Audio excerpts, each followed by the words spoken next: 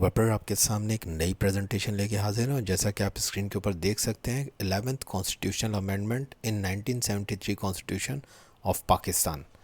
میں ہوں Muhammad Naufal Safan, belongs to سن نوفلز اکیڈمی. اگر آپ کو میرا ویڈیو پسند آ رہا ہے تو پلیز لائک، سبسکرائب اور شیئر ضرور کیجیے. چلتے ہیں ٹاپک کی طرف. 11ویں کانسٹیٹیوشن امینڈمنٹ 1989 کہلاتی ہے اور یہ کبھی در حقیقت قانون کا حصہ نہیں بن سکی. یہ امینڈمنٹ نواز شریف صاحب کے دور میں ہوئی. اس امینڈمنٹ کا مقصد نیشنل اسمبلی میں خواتین یا وومنس سیٹس کو بحال کرنا تھا. حالانکہ یہ بل پیش کیا گیا لیکن حکومت کی یقین دہانی کے بعد کہ وہ جلد ہی ایسا ایک اور بل متعارف کرائیں گے، اسے واپس لے لیا گیا. لہٰذا اس پر کسی صدر نے کبھی دستخط نہیں کیے اور یہ کبھی نافذ العمل نہیں ہو سکی.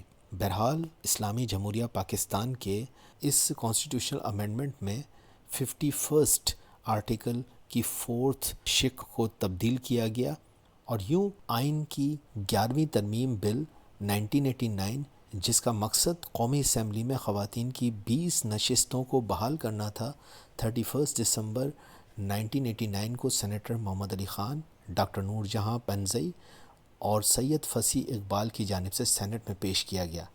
قائمہ کمیٹی کی رپورٹ 29 اگست 1990 کو پیش کی گئی. ترمیم 6 اگست 1991 کو پارلیمنٹ کے دونوں ایوانوں سے منظور کی گئی.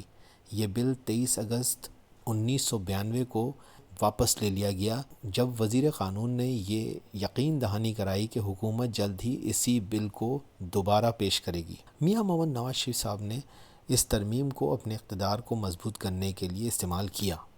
خواتین کی مخصوص نشستوں کو بحال کر کے انہوں نے پارلیمنٹ میں اپنی جماعت کی حمایت کو بڑھانے کا ایک پولیٹیکل اسٹیپ لیا. اس کے علاوہ پارٹیوں کے اندر اختلاف رائے رکھنے والے اراکین کو کنٹرول کرنے کا بھی اس ترمیم سے موقع ملا، کیونکہ اس میں یہ شرط شامل کی گئی کہ اگر کوئی رکن پارلیمنٹ پارٹی لائن کے خلاف ووٹ دے گا تو اس کے خلاف کارروائی کی جا سکے گی. تو یہ میری پریزنٹیشن تھی. آئی ہوپ کہ اس سے آپ کو اپڈیٹس ہوئی ہوں گی. Thank you very much.